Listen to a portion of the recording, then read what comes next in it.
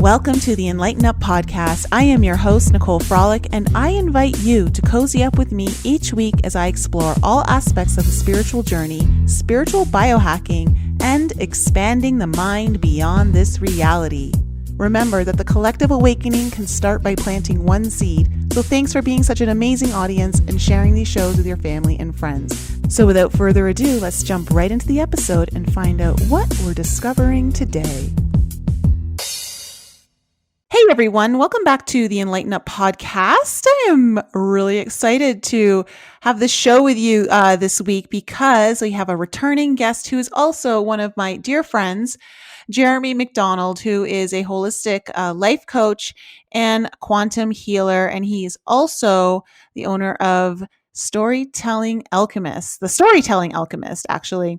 And he's got a really great show lined up for us today. We're going to be going into symbolism and metaphors, and we're going to be relating a lot of that to what's going on today in our world. So I'm really excited, Jeremy, to have you back on the show. Welcome. How you doing? I'm doing wonderful. Thanks, Nicole, for having me back. It's been a while. It doesn't even seem like it's been that long, but I guess it's been a couple of years now, has it? I know. Are you in bed right now? I am not in bed. I totally forgot. I haven't actually forgotten what we used to do. For those listening, we used to do a show called Nicole and Jeremy in bed, but I was in Florida and she was in Denver. Yeah. Drinking wine. I Drinking will wine. confess, I am drinking wine right now. I really need to go get a bottle. So, but it is what it is. I haven't been drinking as much lately. So How have you been doing with all of the coronavirus stuff and quarantine, and how's that all been for you? So it's interesting because I'm very much an extrovert, and I can be very introverted in certain areas, but like I've been working at home and being at home all the time, and not that I necessarily don't mind working at home because I actually like it, but the little challenge I've had is because I can't connect with my friends on a physical level, so I've been facing that and just working through it, and we've been doing online Zoom stuff and. But I've also been diving more into my work, which, in a sense, it tends to suffer a little bit because I like to be out with my friends and doing things. And so the blessing has been is that I've been knee deep in research, which is what I also love, and so that I've been kind of countering the need for wanting to be out with people with another love that I have, which is research in symbolism, which is what we're going to talk about today. And so I've been managing, Oh, taking some that's walks and stuff. awesome. So Yeah, it's like we've all been given time to do all the things we've been putting off. that's the thing is you have to find something to work on. Whether it's just working around your house or getting that closet clean. I saw somebody say I just cleaned out and straightened up my entire linen closet. I'm like, I should probably do that. I think the last time I did that was 5 years ago. Oh my So it's gosh. like one of those things, and just take this time right now to work on something, whatever it is, and you'll surely be able to get a lot accomplished. And I got a feeling we're going to be in this for a little while. I was supposed to fly out and see my family this weekend, and they canceled my flight just today. So it's just one of those things where the universe wants me here, so it's going to be it's not just about what is happening in the world. Those Hmm. things don't happen just for a reason. They happen for a reason. The universe just kind of said, nope, you're staying home. And there's, I think those reasons are multifaceted. I think sometimes we can get caught up in looking for the reason when there's so many reasons because the divine orchestration of the universe goes well beyond what we can come up with in our minds.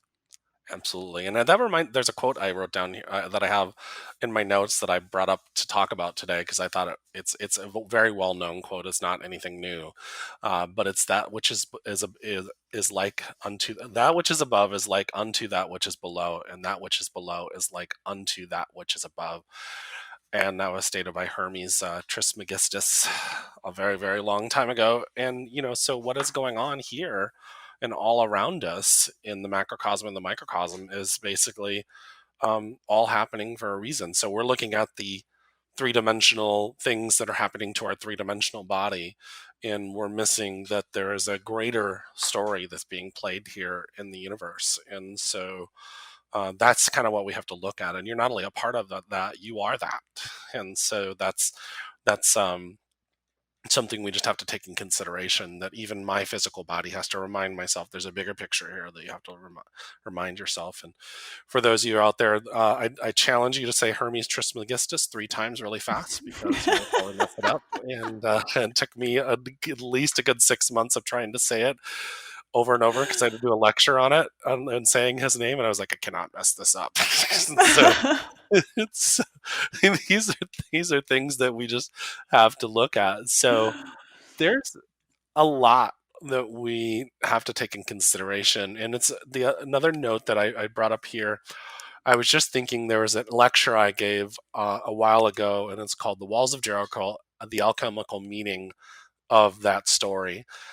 But the last slide of this 11 slide presentation that I did was basically the Buddha sitting at the Bodhi tree. And I'll go deeper into some of this stuff, but um, he sat there for 49 days. And so in numerology, if you take 4 and 9, that's a 13, but you always have to go down to the smallest number, which is, if it's 13 is 1 and 3, and then that's 4. 4, we're in a 4 year, 2020 is 4.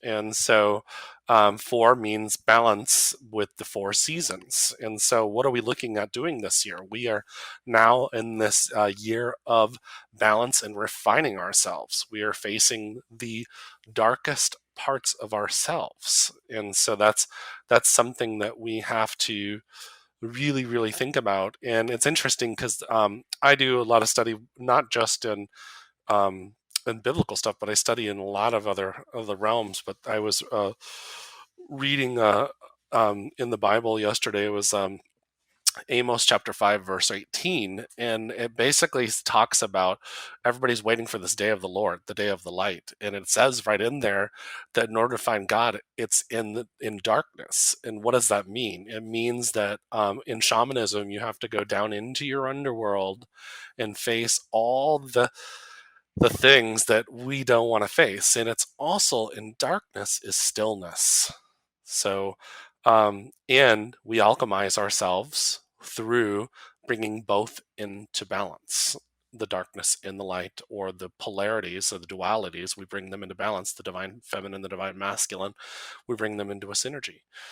And so I just found that super interesting that even the Israelites wandered in the desert for 40 years, and that's another 4, because 4 and 0 is 4. And Mm-hmm. so what were all these stories about? They were all about finding themselves. So where are we at right now? We're sitting at the Bodhi tree, and we're wandering in the wilderness, whatever metaphor that you feel is good for you. Just, you can work that out in your head. But it doesn't matter which story we're playing. 2,000 years from now, they're going to have a story about the corona. It'll be Corona chapter 6, verse 24 or something like that.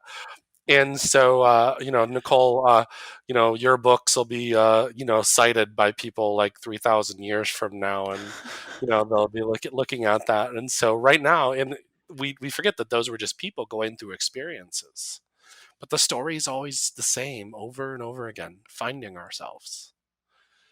And It's, so, it's yeah. it's very much like the cycles, right? We're constantly just moving through these similar cycles and healing stuff and learning stuff, and until like it's really learned, I guess. You brought up something like that whole quote about above and below. Mhm. That idea also is very indicative of the reflection of things. So the reflection of the macrocosm in the micro, and the reflection of the micro in the macro. And I think that's a perfect way to go into your symbolism and metaphors, because I find that these reflections outside of us can be great metaphors or symbolism for what's going on within us. How did you get into symbolism and metaphors? Or like, when did you start studying it all, and what really drew you to it? So I had a really interesting experience in 2008 where I I've been studying metaphysics since '96, I think, and but it was always more of the psychic realm and Reiki and healing. And there's obviously, and I'm not putting that down because I still practice all that stuff, but it was I was gone through this really hard time, and I was like 2 years into probably the worst 4 years of my life. And so I had this experience where I felt the presence of Jesus standing behind me. And I, up to this point in my adult life, had said to myself, I'm not going to practice anything that has to do with Christianity. And I had just shied so far away from it, and I'd studied every other major religion. Well, the experience I had was this. He says to me after I had said I really don't care for you that much, he says to me, "Well, when you learn how to love me, you'll learn how to love yourself." And I thought that was super interesting because what the journey that I went on as him as a guide kept on saying, I need you to Google search this. I need you to Google search this. And then interviews came up and blogs came up and different texts came up and things that I'd studied before, but now they really started to click in my head at a different level. I was seeing it differently. And it's interesting because when you go through the worst of times, and the cosmic 2x4 up the side of the head, your eyes start opening up to a different level of thinking. Well, then I ran across a guy named William Henry. And it was because one day I got this message that said, Google search, it was Isis and Mary Magdalene. And so I Google searched Isis and Mary Magdalene, and I ran across this book about Isis and Mary Magdalene potentially being the same person, and or at least that the stories were very similar.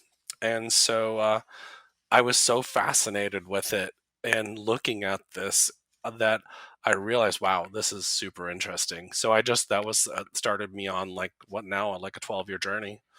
And so, and looking at things, and it's interesting because the story of Jesus and Mary Magdalene or Isis and Osiris is very, very fascinating because it's about the divine feminine and divine masculine. And so both of the masculine energies in here died and were resurrected. And so the interesting part is that in the Gnostics, when Jesus is resurrected, Mary Magdalene is there right when he's resurrected. And so and there's also stories about Isis giving Osiris a blessing. And so what ends up happening, his blessing, he gives what the Egyptians called a sap. And so but the sap is the secretion that comes from his pineal gland, what we know as this pine cone shaped thing in your brain. And so I started looking at that and I realized that, wow, this story is told over and over and over and over and over again. It's not just in Egyptian and Christian. And interesting enough, if you look at most Christian texts, they date back to Samaria. And the stories are told. Zoroaster is very similar. Krishna is very similar. And these stories are very much told over and over again. And so that's a whole other story we can go into. But basically, the Bible was canonized over 1,100 years, 3 times. So these canonizations happened over at 1,100 years. 11 is mastery, and 3 is about the Trinity, right? And so you have to start looking at the numbers. Anytime you see numbers, stop and just pause and go, what's that all about? Because what's symbolism about? They had to write everything in code in ancient times because a couple reasons. One, if they didn't write it in code, then there was people out there that wouldn't understand them and they would kill them. The governments and the controlling people, they would want to kill them. And so people like Da Vinci and many other very enlightened people wrote in code. And that's been going on, and it still is going on to some level. But the other reason is that they had what are called mystery schools that were around, and those mysteries were taught to the disciples or the students that came into their schools, into their mystery schools. And so they didn't want to teach it to everybody because not everybody was going to understand or grasp or be able to responsibly use this information for the greater good, because understanding who you are on a cosmic level and the actual power that you have as an individual, as a soul, that's a great responsibility. And there's people out there that would misuse that. And so that's a couple of reasons why they do that. There's probably other reasons, but those are what I've found so far. That's really cool. So basically, I mean, I know you and I briefly chatted about this, but basically, what we're experiencing today, because sometimes I feel like I have to talk in code just to get bypass the algorithms on like YouTube or Facebook, and that, because then we get censored, and then we get you get shadow banned. And so it's basically the same thing, just in a different way of what was been happening over time when people were trying to get out information. And then the powers that be, whoever was in power at the time, didn't want that information getting out. So Yep, coding has always been something that many people who are truth seekers or truth deliverers are trying to get around. absolutely. That's absolutely truth. And also, and so what I know you practice and a lot of other spiritual teachers practice is not only do we learn how to work around that, but we also learn to trust in something bigger than us. And so when we learn to trust in something bigger than us, then that tells us where to go and where to be and how to do things. And so and it's really fascinating. So, and it's also, we see things through different shades or different eyes. So right now, what's shadow banning us, a lot of times it's AI. I mean, like, I remember just a few years ago when you and I were doing Facebook lives together, our Facebook lives would, without even advertising it, would get 800, 900 to 1,000 views. Now, it's not like that. And partially it's because it's so saturated, but it's also because we're also being what we're saying, the individuals that control things don't want us to get out there. Hmm. And one of those things is interesting, and I think you're right on. This is just another metaphor. The letter 13. What are we told the letter 13 is? We're told it's in a hotel they don't have 13th floor, right? And Hmm. there's a reason for that, because we're told it's unlucky. And so it's unlucky to have 13. Well, what does 13 actually mean? It means the completion of a cycle. And what is it? There's 12 disciples, 12 zodiac signs, 12 sons of Israel. And what does that all mean? It means that those 12 aspects of those things that are told in a metaphor, like it's told that as you go through those 12 different realms or lessons in your life, then there's a completion of the product. In other words, the 13th is the center of the circle. So Jesus was the center of the circle. The sun is the center of the circle of the 13 zodiac signs. And it's interesting. What's the completion of the sons of Israel? It's Israel stands for is. We've all seen this before. Isis, the feminine; Ra, the masculine; and El, Elohim, or shining ones. And it's funny because we're told Israel in the Bible, he was actually, his name was somebody else, something else previously, and then God said, "You'll now be Israel." Why? Because he opened up to himself. So that's just an example of something hidden in a story. And so they just didn't have AI shadow banning back then. So they did crucifixions and stuff like that and scared people. And so there's a lot to this, and this struggle has been going on for eons. And so how do we stop this? It's like right now I've been just watching. I watched social media every day, and I thought about going dark like you did, and I might eventually, but I watch it because I'm trying to look at this duality. And it's interesting because I have a realm of people on my group of friends, and I have people that are very ultra liberal, and I have people that are very ultra right wing conservative, and then I have people that are conspiracy theorists, and all these different realms, and they're all at odds with each other. And so it makes me stop and think, where does this stop? It stops when we start looking at that we're more than we think we are, and really nothing is happening to us right now. Even my mind is going into, I'm going crazy sitting here at home. And then today something happened and I got upset about it, and I had to jump into myself. And it was because a friend of mine that's Asian was in a grocery store, and somebody took all their groceries off the conveyor belt and threw them on the ground and accused them of bringing this virus to the United States. Oh my So it, gosh. it, it hit me. It hit me and it triggered me. And this is the thing you have to understand: is most people want to say I'm spiritual and um, don't you shouldn't have that reaction. I think it's the direct opposite. I think I'm having this reaction, and instead of me brushing it under the rug, I need to stop and look at it and go, where is this at? Well, because I didn't want to see my friend hurt or feel insecure or feel not safe and stuff like that. And so, and any of my friends for anything, I don't want them to feel unsafe. And so, but then one of my clients actually made a comment on the post I put on Facebook and said that they had a friend out in San Francisco that went through the similar issue. And this woman stood up in her strength with love and respect and literally changed the situation without getting angry, but spoke the truth and stood in her power. And so that really told me that right there that we're going to face adversity. And it reminded me of something that I teach is that we're going to face adversity. It's how we handle it. So if you handle it where you get angry and you fly off the handle, that's okay. Stop and look at it. And then the next time you'll be stronger. This is like a muscle. And so what are we doing? And what are all these mysteries all about? They're about us going out into the world or going somewhere else and facing who we are. So it doesn't matter if you go sit in a temple somewhere or an ashram somewhere, you're still gonna have to face yourself at some level because right now we're in our homes are ashrams because we're sitting at home.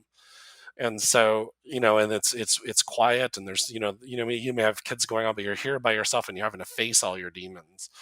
And so there can be things of loneliness that come up, feeling like people don't care about you and all that other kind of stuff that human beings have. And so, what is all this alchemy stuff and about all the symbolism about?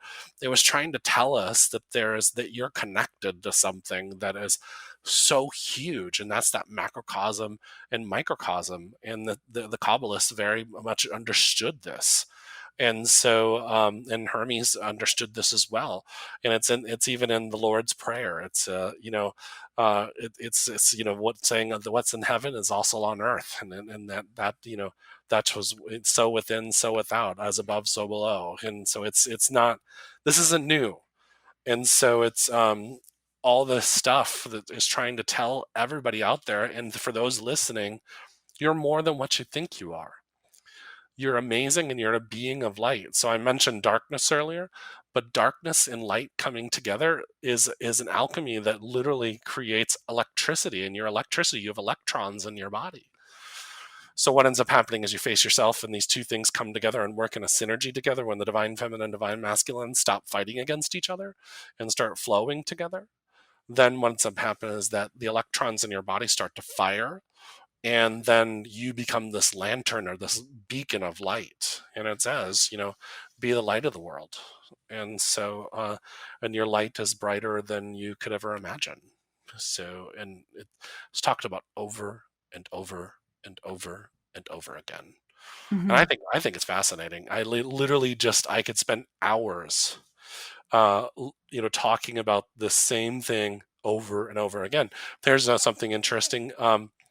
In almost several texts in different countries all across the world, it talks about this river that throughout eternity or throughout it. There's the River Jordan, there's the Ganges River, there is the there's the Nile River. What were these rivers about? Talked about in spiritual texts. It's your Kundalini. John the Baptist baptized Jesus in the River Jordan, and so did he really dunk him in water?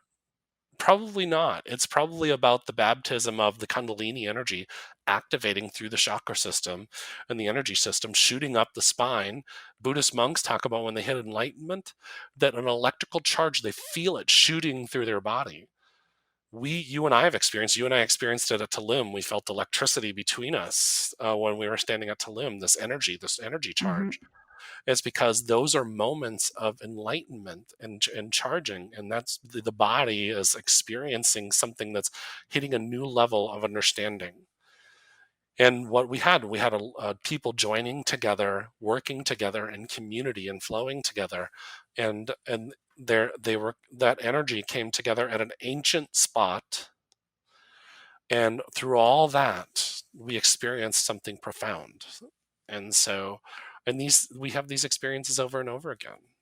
And That experience was exactly, I started to, we were talking about duality here and the yin and the yang, the masculine and the feminine, the dark and the light.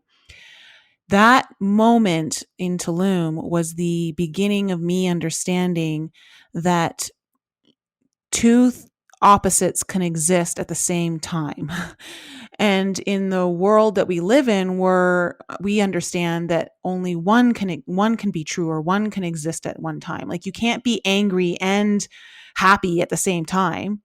You can't be sad and feeling ecstasy at the same time.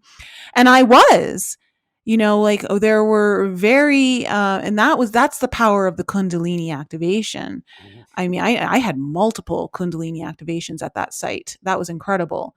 But that's so cool about the water and everything. And, going back to what you were talking about at the very beginning, with the idea of how you have very liberal friends, very right wing friends, and then conspiracy, and you have like all these different groups of people.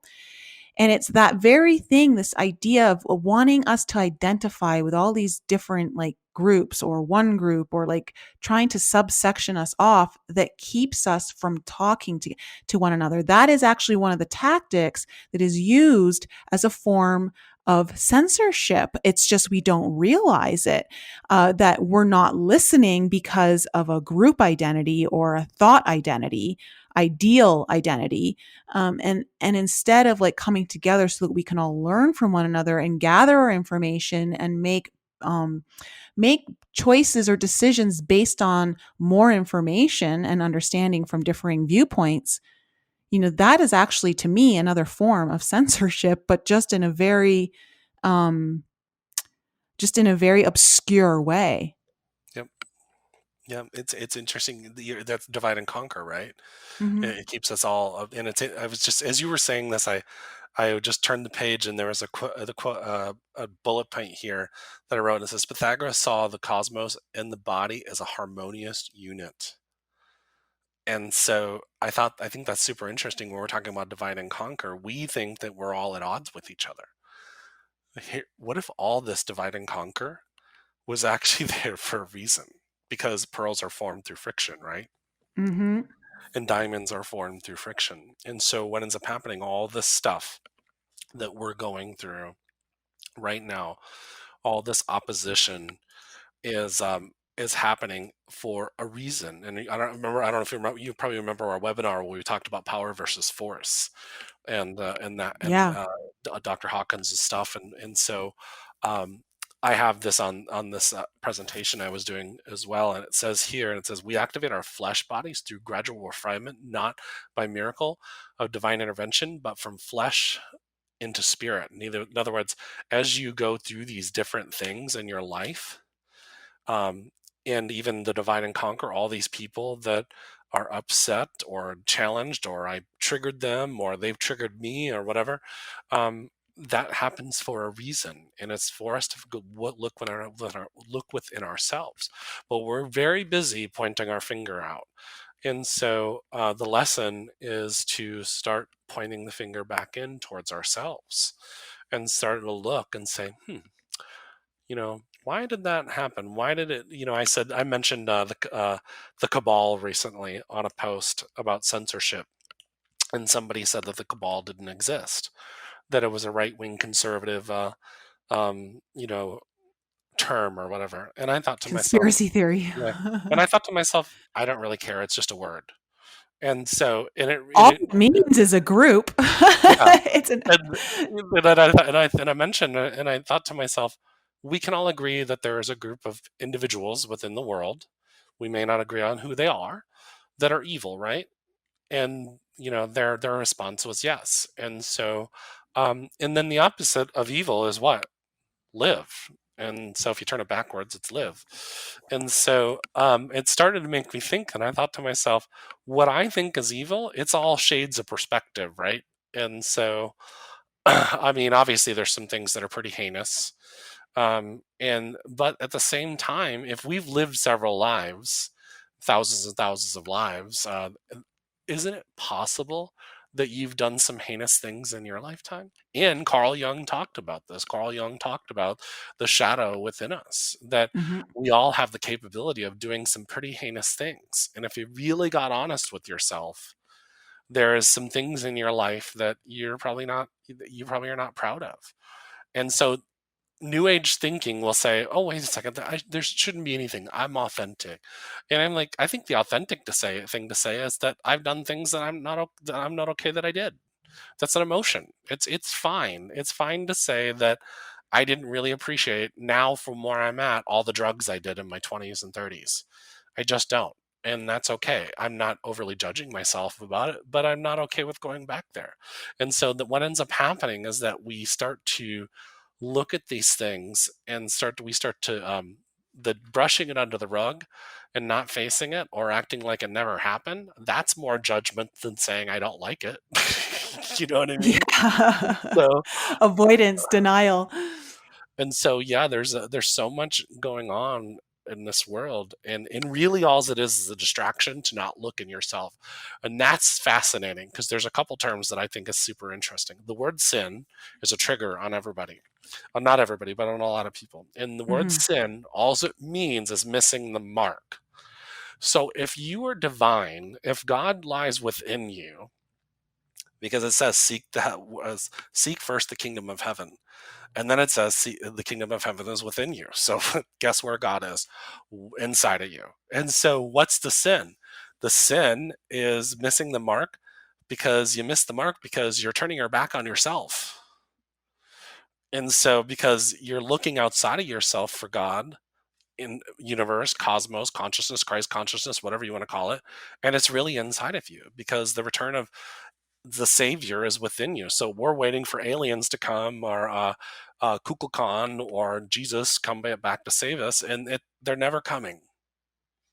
And so, and then if we're not looking for that, we're looking for QAnon to save us, or Trump or Obama to save us. They're not going to save you. We have to save ourselves. We have to find that within ourselves, to find that savior. And trust me, I have to face myself every day. I am not Hmm. perfect on practicing this. I make mistakes. Nicole knows me well enough. When I fall off the rocker, I tell her about it, and that's okay. It's a part of this process. The other thing I want interesting enough is that we are so far in our left brain, and there is that's the balance, and we're so far in that divine masculine side of ourselves, so we can't believe in anything until it's physically proven with science. Now some of us have tapped into more of that right side of the brain, and some of us are more right function than others. But it's interesting. This is going to be a controversial statement. Is that there is another Bible passage that says, "Man shall not lie with man." It's because it's an abomination. It has nothing to do with what people think it's about. It has everything to do with divine masculine and divine feminine. We are a world that operates from the divine masculine, and there's a reason for that. Thousands of years ago, there was Judaic priests, and then there was Israelite priests, and those two sides, because the Israel was divided now into two kingdoms. One set of priests, there used to be that there was divine feminine, divine masculine. It was Elohim and Sophia, and Sophia was the divine feminine aspect of the divine, or the creator. And so what ended up happening in this faith is that they started, in not just that faith, they started to stamp out any feminine deity. And then in Christianity, what they did is they made it the Mother Mary. And so the Mother Mary is not a divine being, it's the mother of the divine being. And so what we did is we lessened the divine feminine. We started operating only from this divine masculine state. So my point here is that we operate from a male masculine perspective, which is very logical, very forward, directional thinking, as opposed to going with the flow the way a feminine perspective would look. And so, what ends up happening, because we only think one way and not in a balanced way, we surely will die. We are destroying ourselves. However, like our good friend Jason will say, that it's all by design. And I agree with them, because we're Hmm. going through this, we're going back into the wheel, into the golden age Yeah. of thinking, where things will come back into balance. And we did it on purpose. We veiled ourselves on purpose so we could figure ourselves out. Yeah, okay, so I received a download while you were talking. Oh, good. And so, like you were saying before about, you know, it's no one, it doesn't matter where you fall on the spectrum of beliefs of who you believe is the savior, the better person who's doing the right thing right now in our world. No one is going to save you. It's you who you have to save. You're the one who came here Hmm. to do the work. Because remember, everything outside of you is only a reflection of what's inside of you. So if you want to see change, we say this all the time, you have to be that. And so I designed this, I created a meditation for the alchemy group that I just released last weekend. And it's called The Hero Awakens, Earth Angels Rise. And I was guided to do it because it's all about awakening the hero within you. And the download that I received is that the hero is the union of the masculine and feminine. Because right now we're so programmed to be in this victim mentality of waiting for someone to save us. Like we're looking for a hero to save us. And that's very victim mentality. That's wounded feminine energy.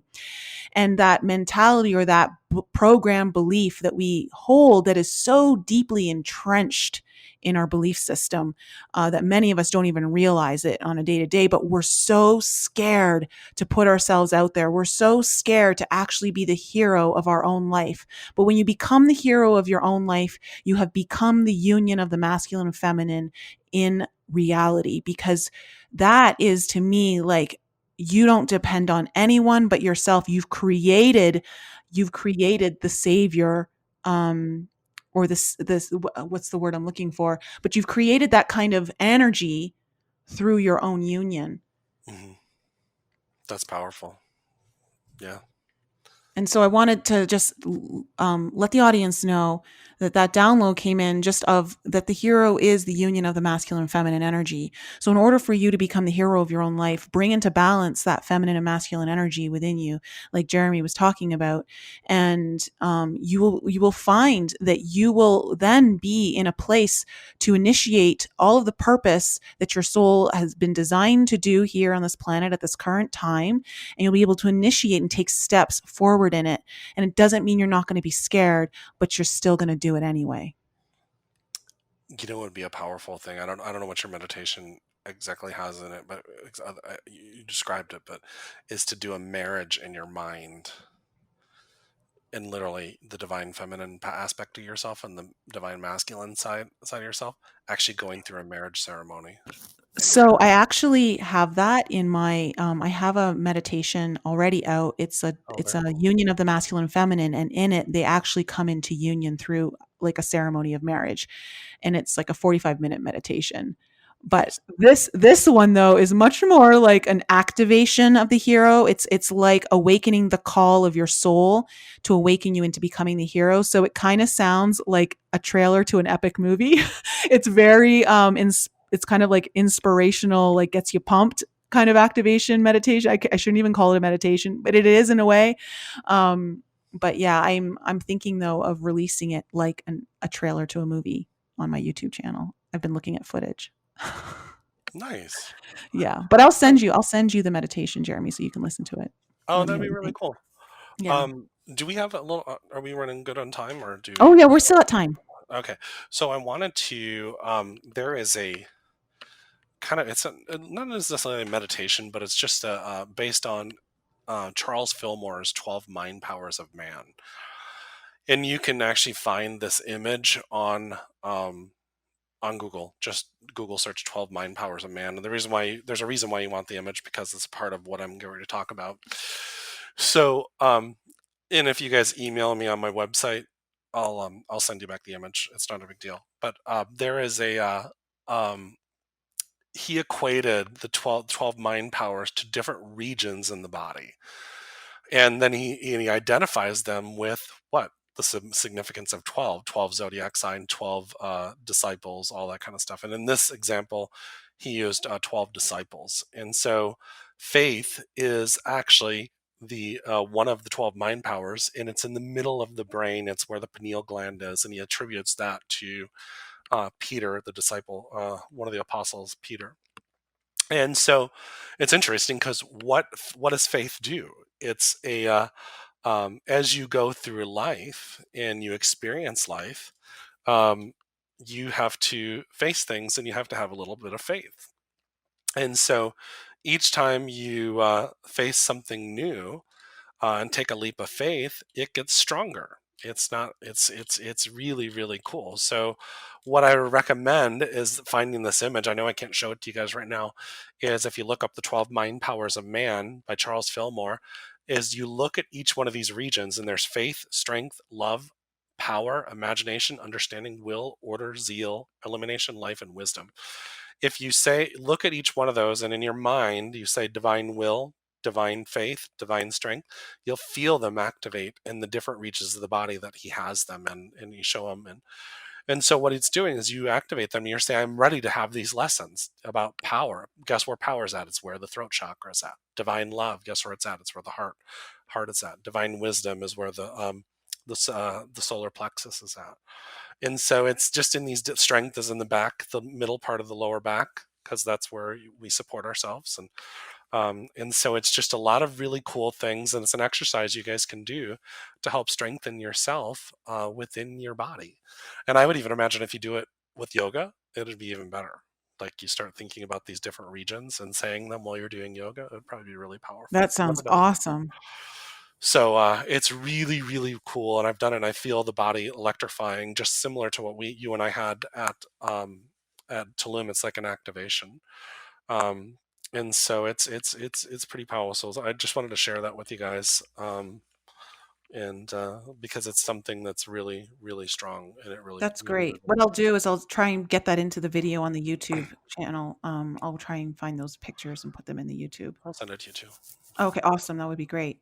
So I'm curious, Jeremy, with today's times, what sort of metaphors and symbolisms is kind of showing up in people's lives that are kind of really, in ways, activations of realization for the soul's evolution? Well, that's interesting. I was just this just popped into my head, so I'm not really sure. We're just going to look it up, but I just wanted to look up the word virus. Um, so, hmm, Oh, that's an attack. That's an attack, yeah. definitely. So it is an attack, and it's a sub microscopic infectious agent that replicates and only inside living cells in the organism. So interestingly enough, what happens? We've been talking about for the last hour that through adversity we find refinement and we find illumination or power within yourself. So we're going through this virus and that's happening to us. So what is it doing? It's giving you an opportunity to get stronger within yourself for these attacks.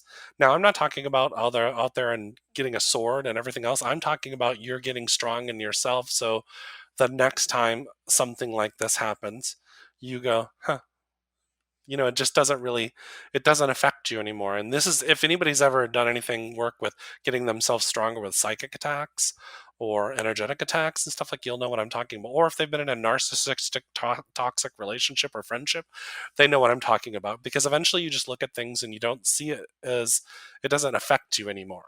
So this virus going on is a way for you to get stronger within yourself energetically, because if you're stronger, you don't, and you look at it, you're like, I'm not buying into this contract. And that's everything that happens in our world is about a contract. So this virus comes in and you're like, nope, I'm not going to contract that. And more importantly, I'm not going to get involved with what's going on. Like the mask, I'm not going to lie to you, the mask that everybody's wearing, I know there's a reason for it, but I don't know why it was triggering me. Yeah. Okay.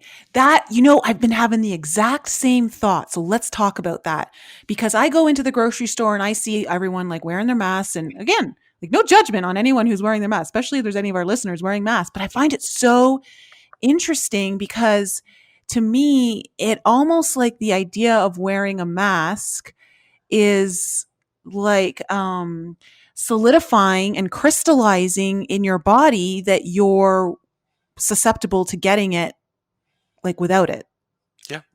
Yeah, and there now, hold on, just real quick. There's people with compromised immune systems and all that kind of Yes, stuff. Do the absolutely. protect yourself. But what I'm saying, I think the trigger that really hit me is that somebody on social media basically said that the CDC is now recommending us wearing masks and all that kind of stuff, and gloves and stuff like that. Well, one person said they weren't going to wear it, and so this guy got attacked, and all these curse words and profanities talked about on him, and saying he was selfish and that he was putting this particular person's children at risk. Thank you for being selfish. And I was just like, wow, that really set me off. And so and it was an opportunity for me to stop and go, like, because of course I wanted to go on social media and slam him and call him, all these names. And so I had to stop and go, why do I have to get involved in this? And I'm interesting enough to go back to the what's happening in the world. 20 some odd years ago, my teacher Reka told me that if you don't do your inner work, then this new world that's coming is going to rip you apart. And I thought she was crazy. And but now I get it, because uh, Uh, didn't you know the new crazy is now sane, and the sane is now the new crazy? Yep, absolutely. And and she told me and my mother at the time, she was a Polish woman that was raised in Poland even during the World War II.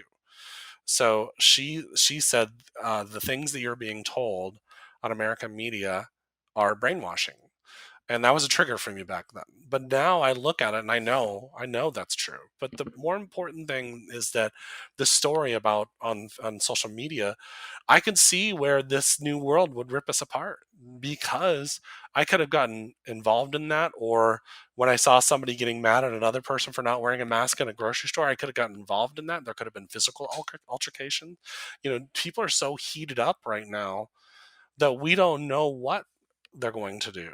And so it's one of those things where, but all these, I've been prepared for this for a long time. I went to Free Your Mind with Justin, my friend Justin, about 3 or 4 years ago in Philadelphia, and there was a man that stood up and acted like Pulse never happened, and everything that happened at Pulse, and it really triggered me, and I wanted to like tell him off in front of 500 people, and Justin put his hand on my knee and said, "Don't." And so, and for those of you that listen, I'm a Pisces, and I always jokingly say I'm a pissy Pisces. But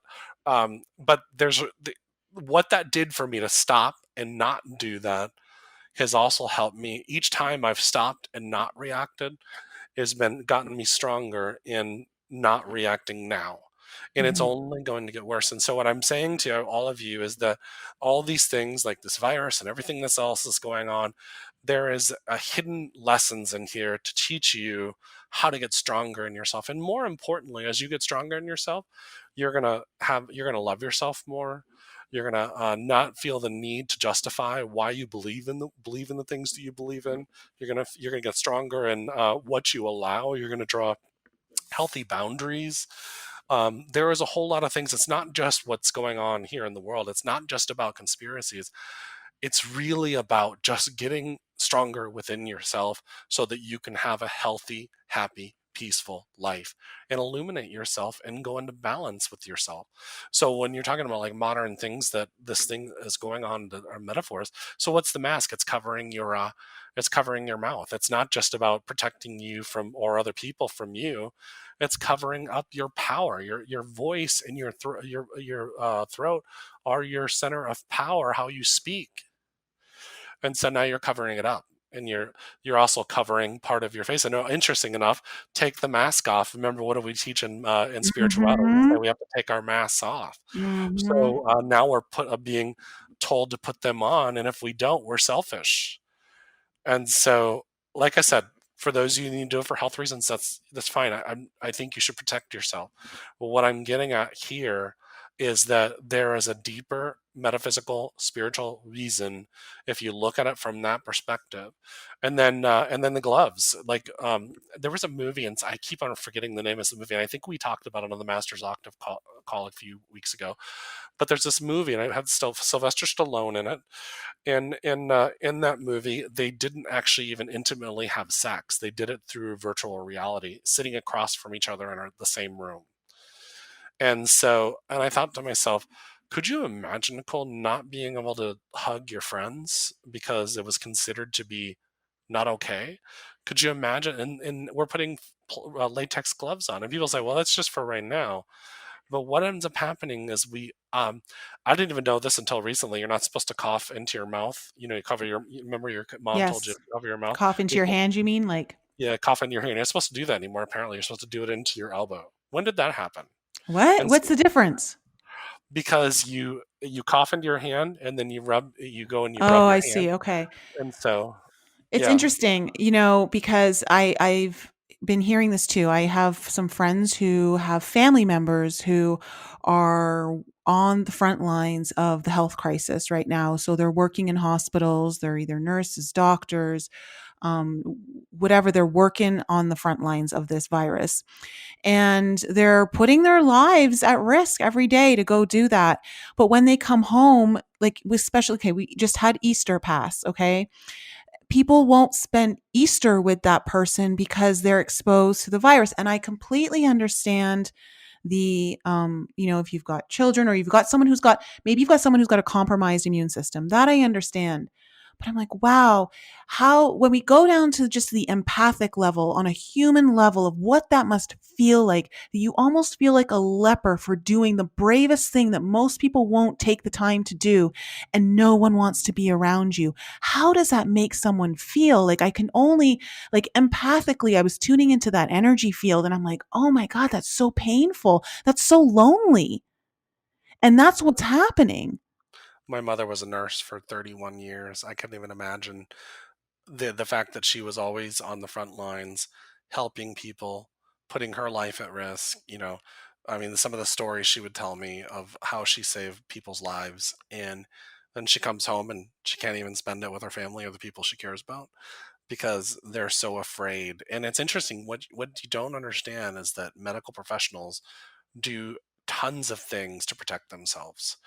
And so they disinfect everything. They wear latex gloves for everything. And the interesting part about wearing those masks is there's still a shortage of those, was it N95 masks? And so they're now telling nurses, because there's not enough, and doctors, to wear the same one over and over again, which is not a part of their protocols.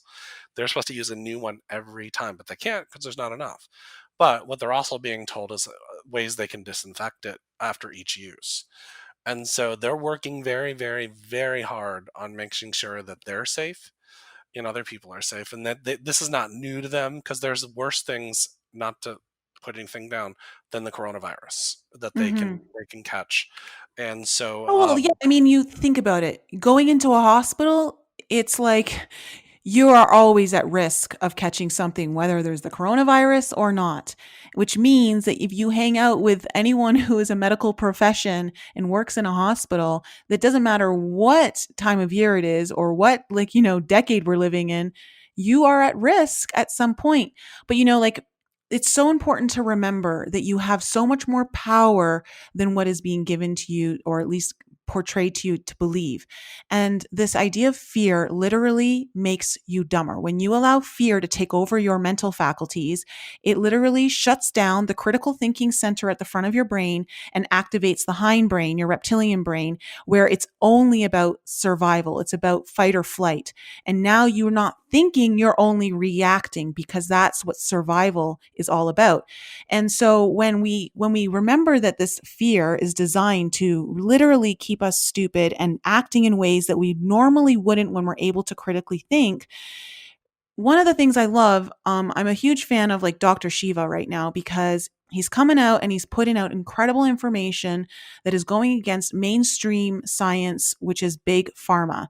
But at the same time, he's not discounting the medical system. He's just showing where they're not talking about the truth and how much power we have at building our own immunity system. And one of the things that I love, and I'm fingers crossed, he's agreed to come on this podcast, guys. Like, he's so far nice. agreed, so I'm, like, really excited. But one of the things he's talked about is, if you're really wanting to boost it's all about immunity. If you boost your immune system, the likelihood of you contracting anything, even if you contract a virus, we're contracting viruses every day. Every day viruses are coming into your body and then they're releasing. And this is one of the things that my naturopath talked to me about the first time I went to go see her, when I was 21, because I had contracted, like, a virus sexually. It was the HPV virus. And she's like, "It's okay, Nicole. We're just going to figure out why your body's holding on to it. It's just a virus." And I was like, what? I go, you mean I can get rid of it? She goes, of course. And we have been programmed to think that you can't unless you have a vaccine or you have a drug or you have, and this idea of boosting your immune system, simple things that you can do right now to bring back your own sovereignty, your own power over your own body is vitamin C, vitamin B, A, and D. Those four vitamins alone, okay, will increase your immunity so much. And that's about getting the knowledge, the right information on how you can remain sovereign, not just to the powers that be that want to fearmonger you into submission, but sovereignty over your own body so that you know that you have the power to be immune to this stuff if you choose. Yeah, that's really powerful. And it's real quick, because I know that we talked a lot about a lot of things about the current world with the mask and all that kind of stuff. I also want you to understand that all those things are happening for you to face and figure out. Like Nicole with the virus, it taught her about that she has power over this, and and it's very interesting. You were talking about the upper part of the brain that is called the Olympian brain, and so that when you look at when you go to from that perspective of the Olympian brain, you're standing up in your own divineness. You're standing up in that higher realms on Mount Olympus, so to speak. And it's because you've empowered yourself, and it's changed. You've gone from that. You've graduated from that reptilian brain up into the higher realms, and that's pretty Mm-hmm. powerful. Yeah, and remember everyone that premotor cortex, okay, which is where a lot of your critical thinking happens. Okay, that's what that starts to light up when you're critically thinking and you're not in survival mode. That is where all of your divine information comes in, your downloads and everything. And it goes through the premotor motor cortex. So your body can activate all of its actions and everything through that. So when we go into fear, we shut all that down, which means if we're shutting that down, we're also shutting down our connection to the infinite source of information that's available to us at all times. Just remember Very that. cool. That's But really, really, really cool. I think too, one of the things I'd just like to also emphasize to the audience, if you can just kind of sit with this and pass this information on, or at least talk about it with people, just so that we spread the information and we get it out there, because this is how we keep each other empowered, is that we continue to talk with one another about issues. And this idea of, I'm not saying put yourself in a room filled with doctors to, be to say like, I thank you and I'm okay with you doing this. And, I'm not going to get the virus just to be a good person. But keep in mind the effect that this has on someone's emotional body, mental body, physical body when they realize they're rejected for being a hero. And I think there's something that we have to be talking about and be grateful for, and gratitude. Is there another solution that we can somehow bring in balance back, as opposed to complete rejection, but somehow enveloping those people in our lives who are on the front lines and somehow expressing gratitude? Maybe even if you don't see them in person, can you send out a video call or a phone call to say thank you and let them know that you're grateful, or that they're not alone and they're not being rejected, and just something that keeps them connected, or not feeling like a leper of society for doing like the most heroic things that many of us don't want to do. Yeah, absolutely. And it makes them feel, because the people out there that are working so hard, they're doing it selflessly, and they're not necessarily always looking for that, but to get it is is a very good feeling. And it means that what they're doing, it's like the sign that, hey, what they're doing is good, and to keep going, and to get, it gives them strength too. So Mm-hmm. definitely reach out to them, and reach out to, right now it's okay to pick up the phone and call somebody, and check in on them. And a matter of fact, I just got a message while we were talking from a friend of mine I haven't seen in years, and she just wanted to check on me. And so and those are good things to do. And right now, the connection between each other, because we're still connected on a cosmic level, even though we're doing social distancing, we're still connected on a spiritual level. So now is the time to really start practicing. I was going to fly up potentially to see my teacher in Lexington, and she goes, now is the time for us to start connecting on a spiritual level. She goes, you can feel me without even a phone. And that's true. That's true. And so we have this is where we start saying I'm more than what I say that I am, is by connecting and acting on what is being said to us on the inside. And Agreed. so absolutely. The telepathic communication, this came through in my Akashic Records session that I was asked to relay to everyone, that the way that humanity is communicating with one another is moving much more into telepathic communication, and it's not going to shift back. It's not going back to the other way. So allow yourself to play with that telepathic skill that we all have. We forget how to use it, right? Because we haven't been told or shown how to use it or been able to use it for a long time. And use this time to do what Jeremy just said, is connect with people around you telepathically and see what happens. Have fun with it. Make it a game and use it to strengthen your own intuitive abilities, to go beyond the communication sector here. Because, hello, who knows where the censorship thing is going to go, but they won't be able to censorship telepathy. They won't be able to do that. Maybe if they put that RFI trip in us, but Yeah.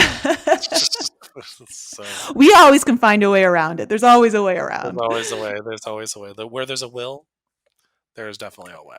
Yeah. Absolutely.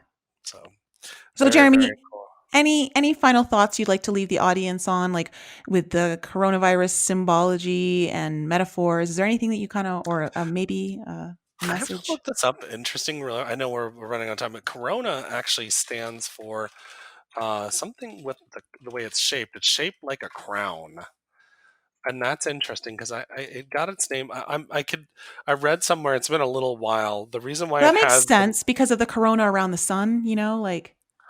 yeah, and so it's interesting. So when you think about the crown and the corona, you're learning how to now step into your crowned state.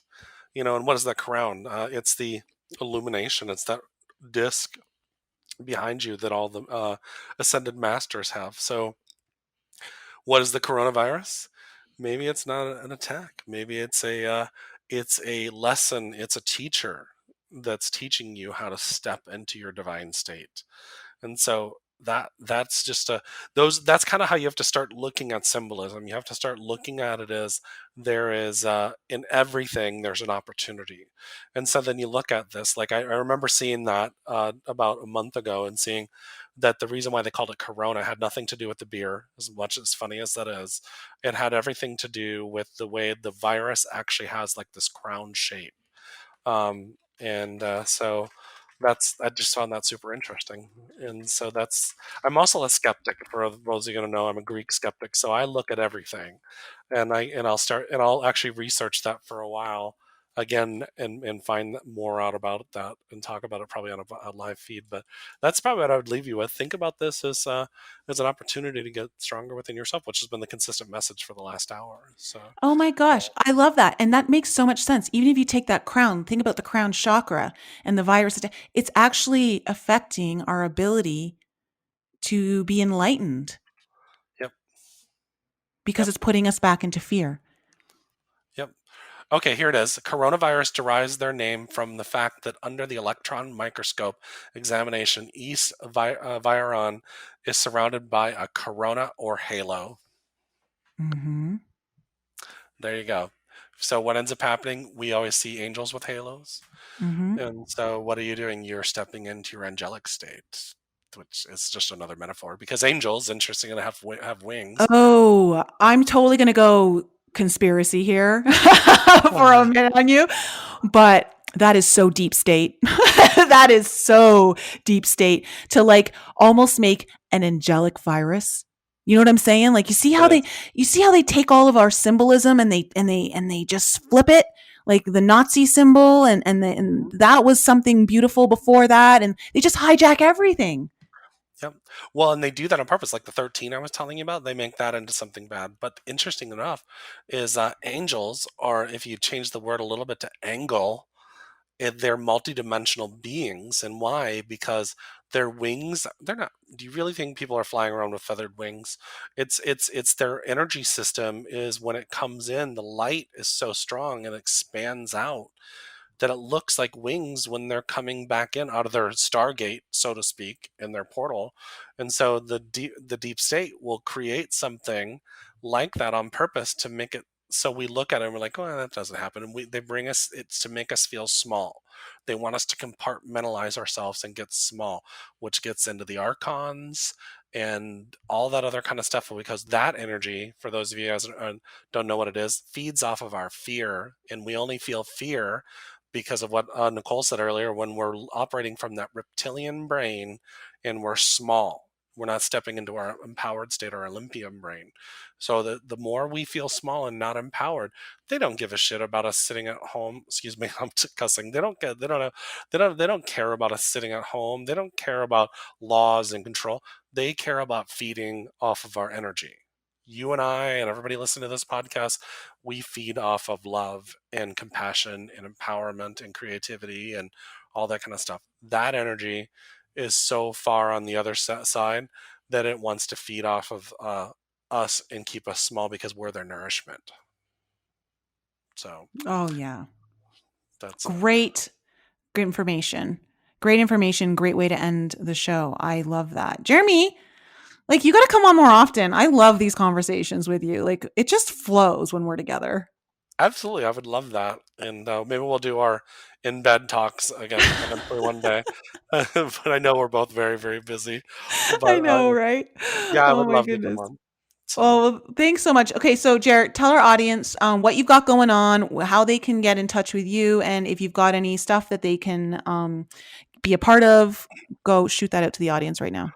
so my website is jeremymcdonald.net. So it's it's very easy. Jeremy and then the restaurant, McDonald.net.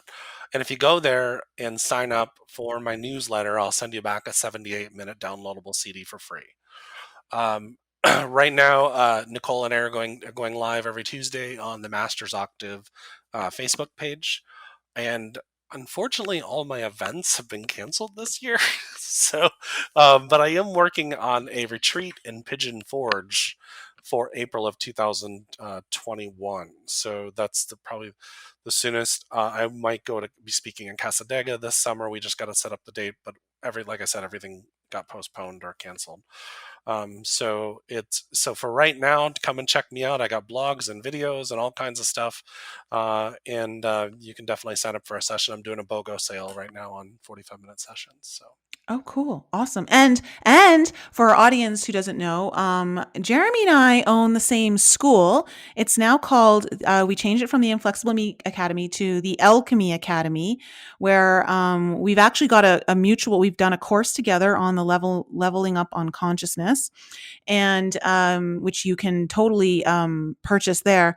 But Jeremy's going to be offering a subscription program on that school soon. I've got my alchemy course there. So you guys can find out more from him soon there. You'll probably want to join in. He was going to put out some great content. He's just in the midst of getting it all organized and ready to go.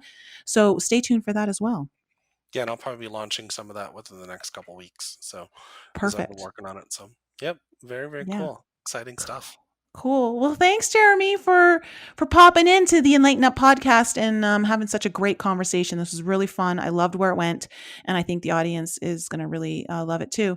Guys, love having you here with me every week. Thanks so much for all of your support and love. Keep sharing the content to help support the podcast. I love you guys. We'll be back with you next week. Bye. Thank you all for joining our show. We appreciate you tuning in and supporting us. If any of you have any questions you would like answered on the show or any guests that you would like to hear on our show, please email that information to us at info@enlightenup.us or send us a voice message using the Anchor app. There's a super cool feature on there that allows you to send us a message or ask us a question with a touch of a button right from the app. And please continue to support us by following us on Facebook, Instagram, Twitter, and YouTube. And if you haven't checked out Nicole's channel on YouTube yet, head on over there for some more insight from her, or you can visit her website, inflexibleme.com, where you can book a personal coaching session or a tarot reading, watch some of her most informative videos, or you can sign up for her newsletter. And if you're interested in some light language healing, head to my YouTube channel, lisaloveslove.com, or send me an email to lisa@lisaloveslove.com to inquire about your own personal reading. Thank you again for joining us and supporting us, and we'll be back with you all next week.